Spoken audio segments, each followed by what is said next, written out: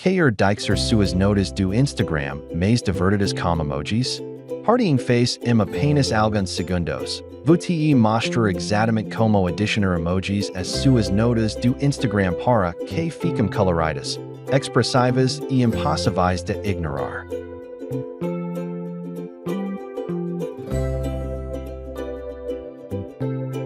Primeiro, abra o aplicativo do Instagram e verifique se você está usando a versão mais recente.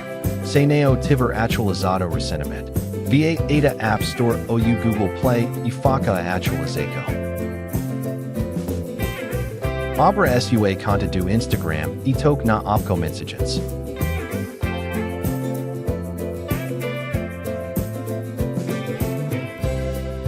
Vá suas notas e toque na opção de escrever. Pressione e seguir. Assim que o emojis vai aparecer.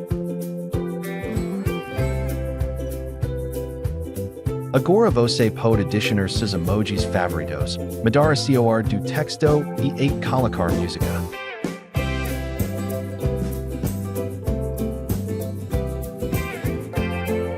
E pronto, muito simples. Se isso foi útil para você, deixe o seu like, inscreva-se para mais dicas do Instagram.